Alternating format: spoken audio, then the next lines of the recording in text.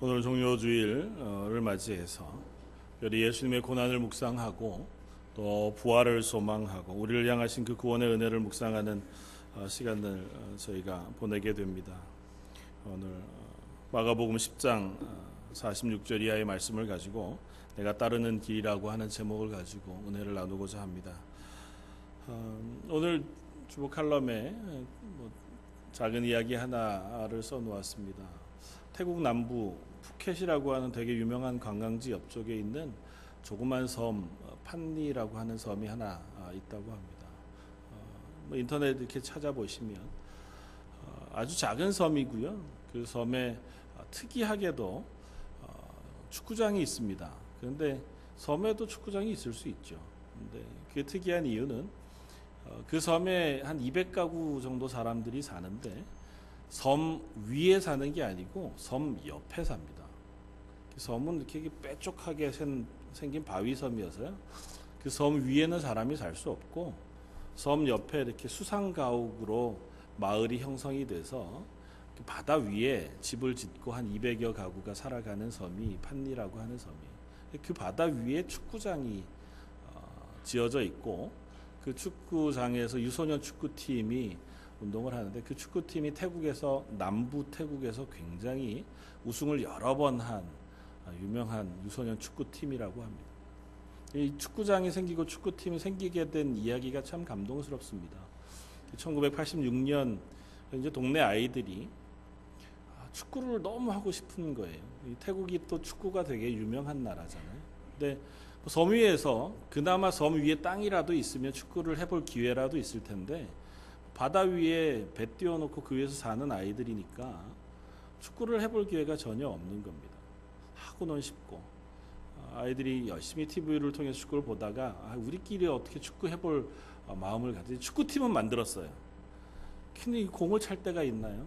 그러니까 아이들이 고민하다가 주변에 이제 떠내려온 나무들 아니면 자기 동네 집을 수상해서 지으니까 나무들로 집을 지었을 테니까 그 판자들 이런 것들을 모아서 조그만 넓이에 공차할 만한 운동장을 바다 위에 만들기 시작했습니다. 자기들이 모여서 만들었으니 얼마나 잘 만들었겠어요. 어쨌든 못도 삐죽 튀어나와 있고 평평하지도 않은 널빤지들을 모아서 불과 요 광대산 크기만한 그 정도쯤 되는 이제 운동장을 만들어서 그 위에다 조그만 골대를 놓고 공을 차기 시작했습니다. 수시로 공이 바다에 빠지고 그런데도 자기들은 너무 행복했죠. 그래서 그렇게 공을 차기 시작한 그 아이들이 축구팀이 되어서 그해 축구 시합에 나가게 되고 의외로 그 축구 시합에 나가서 좁은 데서 했으니까 아마 실력이 좋아졌던 모양이죠. 그래서 2등까지 하는 쾌거를 이룹니다. 동네 어른들이 너무너무 그것을 자부심을 가지고 응원해 주다가 이제 어른들과 힘을 합쳐서 아이들을 위해서 넓은 운동장을 만들게 되었고 덕분에 그 섬에서 유소년 축구팀이 굉장히 유명한 팀이 되어 지금도 아마 축구팀으로 있다고 하는 이야기가 인터넷에 올라와 있더라고요. 그래서 섬을 보니까 참 있을 수 없는 곳에서 그런 소망을 가지고 그 일을 이루어갔구나 하는 생각을 하게 되었습니다. 그러면서 우리들이 가지는 소망은 무엇인가 하는 생각을 해봅니다. 어린아이들의 소망과 그들이 그것을 이루고자 하는 어떤 열심 그리고 그것을 돕는 어른들의 손길에 의해서 바다 위에 축구장을 짓고 운동을 시작할 수 있었다면 우리들이 가진 희미한 소망 하나님을 주로 섬기고 하나님의 나라를 향한 소망을 가지고 우리가 결단해 그 뒤를 따라가고자 할 때 하나님께서 그 뒤를 지켜주시고 또한 도우신다면 아마도 더 놀랍고 큰 일들을 우리 속에서 보게 하실 줄 믿습니다. 저와 여러분들이 하나님의 나라에 대한 소망과 그 부활에 대한 소망이 조금 더 실제적이고 분명한 것이 되어서 우리의 삶 속에 그 고백들이 이루어가는 삶이 되어지길 주님의 이름으로 부탁을 드립니다. 오늘 바디메오 이야기를 통해서 우리가 그 길을 잘 따라가고 있는가 혹은 우리가 그 소망을 잘 붙잡고 가고 있는가를 한번 확인해 보고 싶습니다. 내가 따라가고 있는 길은 어떤 길인가. 마태복음 이야기는 전체 한 이야기로 보았을 때에 분명한 질문들을 몇 가지 합니다. 그 중에 하나는 예수님이 따라가시는 그 길가에서 제자들을 향하여 계속 거듭 물으시는 질문입니다. 나를 따라오너라고 하는 질문이고 선언이고, 나를 따라올 때에는 너희가 너희 십자가를 지고 나를 따라올 것이다, 그렇게 말씀하시는 말씀입니다. 그래서 마태복음의 핵심에 마태복음 8장 34절 이하의 말씀을 이야기할 수 있을 겁니다. 무리와 제자들을 불러 이르시되 누구든지 나를 따라오려거든 자기를 부인하고 자기 십자가를 지고 나를 따를 것이니라. 누구든지 자기 목숨을 구원코자 하면 잃을 것이요 누구든지 나와 복음을 위하여 자기 목숨을 잃으면 구원하리라. 예수님께서는 실제로도 길을 다니십니다. 그래서 오늘 본문이 되는 마가복음 10장은 여리고에서 일어난 일이고, 11장을 가면 바로 예루살렘을 향해 올라가고 계신 것을 봅니다. 3년여 동안 계속해서 유대 전역, 갈릴리 혹은 이방 지역을 걸어가시면서 자기를 따라오는 수많은 무리들을 향하여 예수님 말씀하십니다. 나를 따라오너라. 근데 나를 따라오는데 그냥 따라오는 것이 아니라 내가 누군지 알고 너희의 십자가를 지고 너희가 그 복음 앞에 온전하게 순종하여 따라올 것을 요청하고 있습니다. 그것이 마가복음 전체에 걸쳐서 계속해서 반복되어지는 이야기입니다. 우리들이 따라가고 있는 그 따름이 바로 그와 같은 것일 것입니다.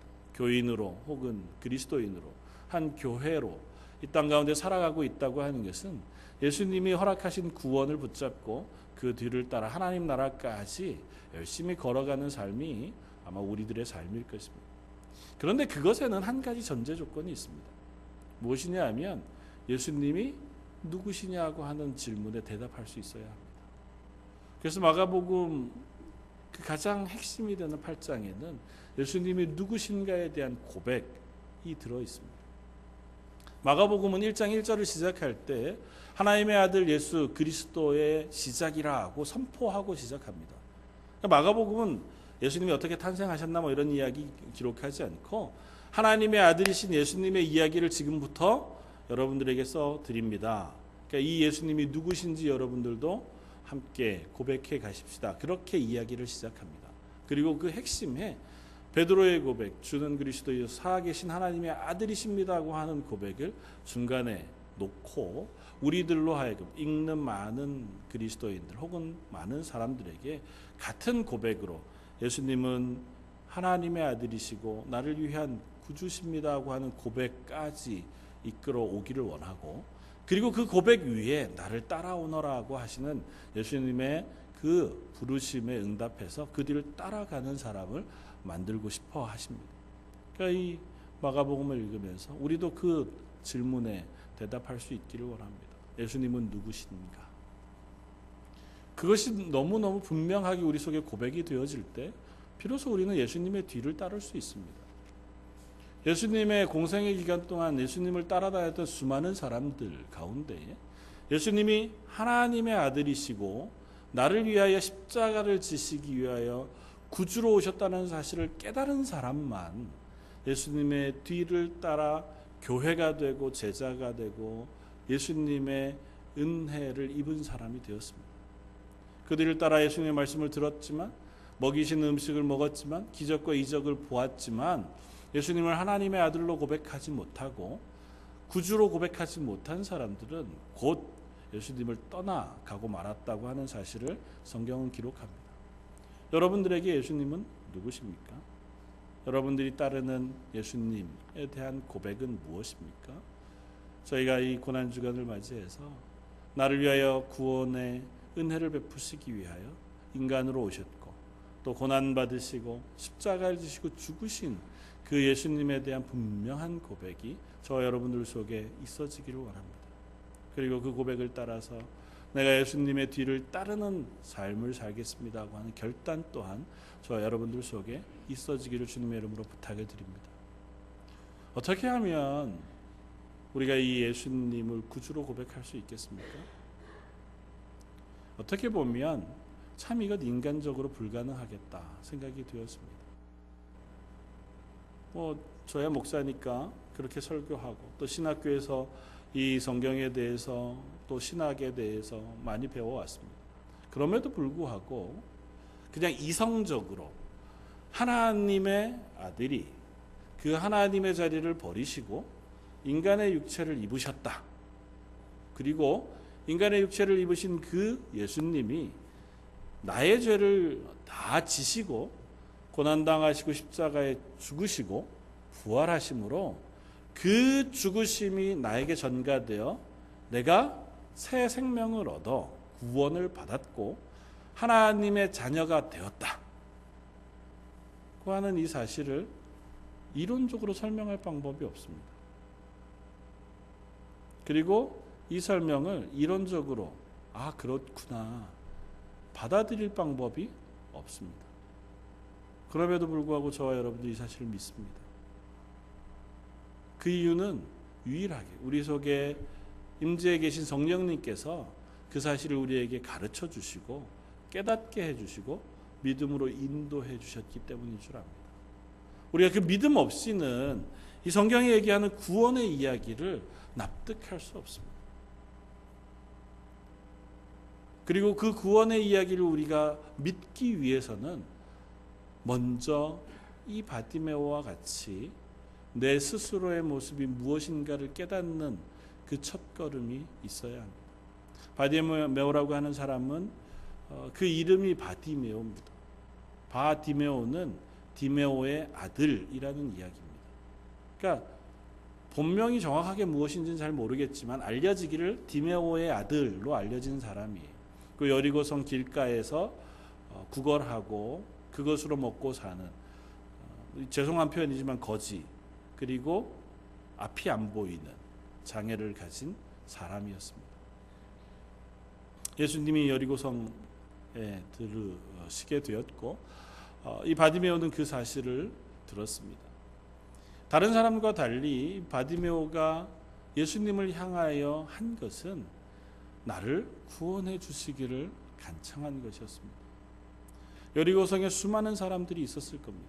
그리고 이 바디메오가 예수님을 만나는 순간에도 많은 사람들이 예수님을 둘러싸고 있었을 것입니다. 그리고 예수님의 말씀을 들었을 것이고 이적을 행하는 것을 보았을 것입니다.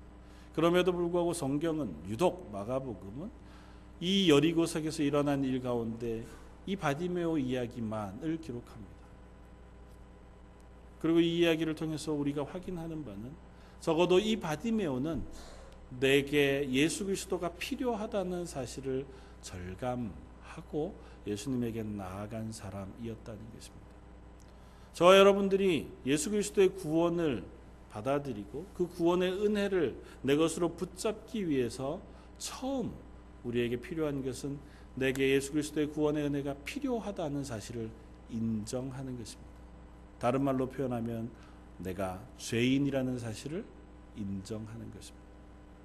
내가 죄인이라는 사실이 인정되지 않고 나에게 예수님의 구원의 은혜가 필요하지 않다고 생각하면 예수님이 오시면 말씀을 들을 수는 있어요. 이적을 행하시는 건 볼 수는 있지만 그분에게 내 인생을 맡겨 나를 구원해 주십시오라고 요청하지 않습니다.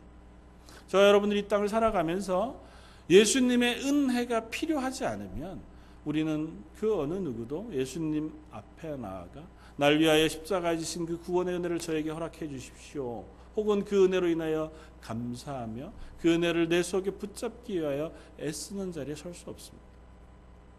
그런 의미에서 마가복음 10장은 독특한 의미를 가집니다. 오늘 46절 이하에는 바디메오 이야기가 기록되어져 있지만 저 앞쪽에는 한 부자 관원의 이야기가 기록되어 있습니다. 마가복음 10장 17절 이하에 예수께서 길을 나가실새 한 사람이 달려와 꿇어 앉아 묻자오되 선한 선생님이여 내가 무엇을 하여야 영생을 얻으리이까. 의도적인지 아닌지는 모르지만 이 마가복음은 10장에 앞쪽에 부자 간원 이야기를 기록해 놓고 뒤쪽에 바디메오 이야기를 기록해 놓아서 이 두 사람을 극명하게 비교해 보여줍니다. 이 부자 간원은 율법을 잘 지키는 사람이었습니다. 가진 것도 많았습니다. 어려서부터 잘 배웠고 좋은 부모 밑에서 자랐고 지금도 나름대로 엘리트로 그리고 말씀을 잘 아는 사람으로 살아가는 사람이었습니다. 그리고 구원을 향한 열심도 있었습니다. 어떻게 하면 영생을 얻을 수 있을까? 그래서 예수님의 이야기를 들었습니다. 예수님을 향해서 찾아왔습니다. 그리고 무릎을 꿇고 겸손하게 묻습니다. 어떻게 하면 영생을 얻을 수 있겠습니까? 너 어떻게 배웠느냐? 율법에 있는 이야기들을 이 사람에게 이야기합니다. 제가 어려서부터 그것을 다 행했습니다. 이 사람은 기본적으로 좋은 사람입니다. 그런데 이 마가복음의 이 부자가 하는 이야기는 이렇게 끝이 납니다. 그래, 너에게 잘했다. 그런데 너에게 한 가지 부족한 게 있다. 네가 가진 재물을 다 팔아 가난한 사람에게 나누어 주고 나를 따라오너라. 이 얘기 어떻게 끝이 납니까? 이 부자가 재물이 많은 고로 그 말씀으로 인하여 슬픈 기색을 띠고 근심하여 가니라. 이 부자 간호는 가진 것도 많았고 배운 것도 많았고 말씀도 잘 알았지만 그 마지막이 예수님의 말씀에 슬픈 기색을 띠고 근심하며 집으로 간 것으로 끝이 났습니다. 자기가 예수님을 구주로 섬기고 그 앞에 따라 자기의 삶을 살아가기에는 가진 것이 너무 많았습니다. 내 것을 다 버리고 얻기에는 영생이라는 것은 무엇보다 귀중한 것임에도 불구하고 자기의 것을 포기하기가 어려웠습니다. 다른 표현으로 하면 이 부자 가난은 다른 방법을 찾아볼 생각도 있었는지 모르지요. 예수님 말고 다른 가르침을 찾아볼 생각도 있었는지 모릅니다. 예수님에게만 붙잡혀 그분이 하시는 말만 붙잡아 그분이 나를 구원해 주시기만을 간절히 바라는 그 마음이 부자 가난에게는 없는 거겠죠. 그러니까 근심하며 돌아갔을 겁니다. 걱정할 수는 있습니다. 어떻게 해야 할까? 야, 말씀이 무겁다. 어떻게 할까? 그러나 그는 그것으로 끝이었습니다. 그는 예수님 앞에서 죄인도 아니었고 예수님 앞에서 예수님 외에는 나를 구원할 사람이 없다고 고백하는 고백도 없었던 겁니다. 반면에 바디메오는 율법도 잘 모르는 사람이었을 겁니다. 소경이었고 거지였으니까 그가 어떻게 율법을 지킬 수 있었겠습니까? 그리고 하나님의 말씀에 대해서도 잘 몰랐을 겁니다. 그러나 한 가지 분명한 건 덕분에 내가 누군가의 도움이 필요하다고 하는 사실은 절감한 사람이었습니다. 조금 다른 표현으로 하면 야, 예수님이라면 나를 구원해 주실 수 있겠다고 하는 그 갈망이 있었던 사람입니다. 나는 누군가 예수님의 도우심을 받아서라도 구원을 얻을 수 있으면 좋겠다. 그와 같이 나는 연약한 사람이다. 그와 같이 난 무엇인가가 필요한 사람이라고 하는 자기 고백이 있었던 거죠. 바디메오가 좋은 사람이어서 부자 가난이 나쁜 사람이어서가 아닙니다. 훨씬 부자 가난이 더 좋은 사람이었을 수 있습니다. 그러나 하나님 앞에 선 스스로의 모습이 우리는 이 바디메오와 같을 때 비로소 하나님의 구원의 은혜를 붙잡을 수 있습니다. 내가 어떻게 하면 더 멋지게 예수님의 뒤를 따라갈 수 있을까? 내가 가진 것들을 어떻게 사용할까를 생각하다가 보면 전적으로 내 인생을 요구하시는 하나님의 요구 앞에 우리는 아멘으로 순종하기 어렵습니다. 그러나 바디메오와 같이 아무것도 가지지 못하고 어쩌면 내가 그저 눈 뜨는 것 혹은 구원받는 것이 너무 간절한 마음이 우리 속에 있다면 예수님의 말씀이 무엇이라도 저는 그것에 순종할 수 있습니다가 될 수 있을지 모르겠습니다. 저와 여러분들에게 필요한 것도 어쩌면 이 바디메오와 같은 스스로에 대한 자기 고백일 것이라 생각이 되었습니다. 우리는 아직 눈을 뜨고 있고 어쩌면 좋은 가정에 살고 있을지 모릅니다. 하나님의 말씀도 잘 읽고 이미 구원받은 그리스도인인지도 모르겠습니다. 그럼에도 불구하고 저와 여러분들에게 이와 같은 고백이 있기를 원합니다. 신약에서 사도 바울은 이 고백을 오호라 나는 곤고한 사람이라고 하는 그 고백에 실어서 로마서 말씀을 고백하고 있습니다. 우리는 하나님 앞에 참으로 곤고한 사람입니다. 내 스스로의 몸을 스스로 구원할 힘이 없고 심지어 현재의 삶 속에서 나를 선하고 거룩하고 온전한 자리에 옮겨 놓을 만한 실력도 없는 사람들입니다. 그래서 하나님 나를 도와주십시오. 내 속에 성령을 보내어 주시고 성령의 은혜를 인하여 내가 예수 그리스도의 뒤를 따라가는 그리스도인으로 살아가게 해주십시오. 그렇게 기도할 수 있는 자리에 설 수 있을 따름인 줄 압니다. 그리고 그렇게 기도할 때 우리는 비로소 성령의 은혜를 따라 예수 그리스도의 구원을 내 것으로 고백할 수 있고 그 뒤에 아멘으로 따라가며 예수님의 제자로서의 삶을 살아가게 되어질 수 있는 사람들인 줄 믿습니다. 저 여러분들에게 그와 같은 갈망과 고백이 있기를 원합니다. 내 힘으로는 정말 번듯하게 하나님 말씀에 순종하며 살아갈 수 있을 만한 자격이 없구나. 내 실력으로는 이 땅 가운데 죄짓지 않고 살아가는 그것조차 쉽지 않구나. 내 속에 있는 유혹과 욕심과 그리고 실패들을 이길 만한 힘도 없구나. 그래서 매 순간마다 오늘도 하나님 나를 도와주십시오. 나에게 은혜를 베풀어 주십시오. 저를 붙잡아 예수님의 뒤를 따라가는 그 자리로 옮겨놔 주십시오. 그렇게 겸손히 기도할 수 있는 저 여러분들이 되시길 바랍니다. 그럴 때 하나님이 우리를 붙잡으시고 우리를 이끌고 가주시는 줄 믿습니다. 바디메오가 한 일이라고는 그것밖에 없습니다. 예수님 나를 도와주십시오. 그리고 그 고백에는 한 가지 힌트를 더 얻을 수 있습니다. 이 바디메오가 예수님을 향하여 부르짖는 그 부르짖음이 다윗의 자손 예수여 나를 도와주십시오. 그렇게 외칩니다. 사람들은 이 바디메오를 향하여 예수님을 소개할 때 나사렛 예수라고 소개합니다. 그리고 그때 당시에 모든 사람들이 예수님을 향하여 부르는 이름은 보통은 나사렛 예수였습니다. 여러 가지로 설명할 수 있겠지만 좀 비교해 본다면 예수님을 나사렛 예수로 부르는 것은 나사렛 출신인 사람 예수 그 정도쯤으로 부르는 것일 겁니다. 그리고 나사렛이라는 동네는 이스라엘 사람들에게 있어서 그렇게 좋은 곳이 아닙니다. 순수한 이스라엘인들이 사는 곳이 아니고 이스라엘 사람들과 혼혈되어진 외국 사람들과 섞여 살면서 그곳에 그저 순수한 그리스도인이 온전하게 율법을 지키며 살아갈 수 없는 동네, 그것이 나사렛이었습니다. 그래서 나사렛 그러면 나사렛 출신 그러면 조금은 경멸하는, 그건 조금은 얕잡아 보는, 아니 율법을 안 지키는, 혹은 그것과 관계없는 이런 정도의 표현이 나사렛 사람이라고 하는 의미였습니다. 왜냐하면 이스라엘 사람들은 율법을 지킨다고 하는 것이 구원과 관련이 있거든요. 그런데 이스라엘 사람이 이방인과 결혼해서 그 사이에서 자식을 낳는다는 것 자체가 이미 율법으로 어기는 겁니다. 그러니까 나사렛이라는 동네는 그것이 행해져서 이루어진 마을이에요. 그러니까 그 동네 출신 그런 건 하나님의 율법을 잘 모르거나 혹은 그것을 잘 지키지 못하는 사람이라는 의미가 있습니다. 예수님을 나사렛 예수라고 불렀습니다. 예수님 나사렛 출신이었기 때문이기도 할 겁니다. 그 가운데는 좀 경멸의 의미가 있습니다. 바리새인들과 서기관들이 끊임없이 예수님을 향하여 도전해오고 질문해오던 그와 같은 도전이 있는 거죠. 네가 뭘 알아? 너 율법 잘 못 지키는 동네에서 자랐는데 네가 말하는 그 이야기가 무슨 권세가 있고 무슨 의미가 있는 거야? 그렇게 이야기하는 의미가 있는 거죠. 그런데 바디메오는 그런 예수님을 향하여 다윗의 자손 예수여라고 부릅니다. 예수님을 다윗의 자손으로 소개하는 예는 딱 한 가지입니다. 예수님을 메시아로 고백할 때.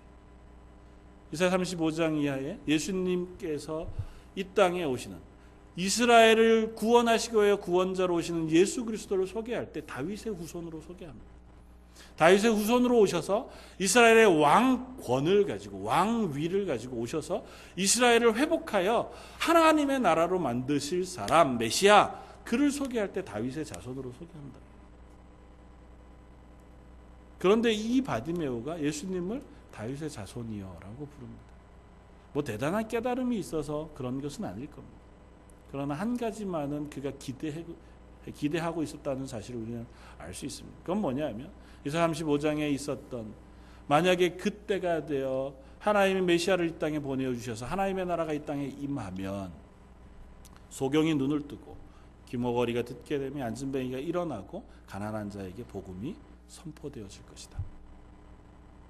그리고 예수님이 오셨어요. 예수님이 오셨는데 예수님으로 인하여 귀머거리가 듣게 되고 소경이 눈을 뜨면 안진뱅이가 일어나고 가난한 자들에게 복음이 선포되어지고 있습니다. 바디메오가 먼 곳에서 그저 지나가는 이야기, 길거리에서 들은 이야기이지만 예수라고 하는 분이 오셨는데 그분 때문에 많은 병자들이 일어나고 있다. 수많은 장애를 가진 사람들이 그 장애에서 노임을 받았다. 가난한 자들에게 복음이 전해지고 있다는 이야기를 그가 들었습니다. 그렇다면 저분이 메시아일 수도 있겠다. 그게 대단한 확신 가운데 있었겠습니까? 아마 그렇진 않았을 거예요. 그 소망 가운데 있었겠죠. 그렇다면 나를 구원해 주십시오. 나를 낫게 해 주실 수도 있겠다. 내 눈을 뜨게 해 주실 수도 있는 분이겠다고 하는 소망을 담아서 예수님을 향하여 부르짖는 것인 줄 압니다. 다윗의 자손 예수여, 나를 구원해 주십시오. 거기에는 희미한 소망이 있는 것 같아 보여요.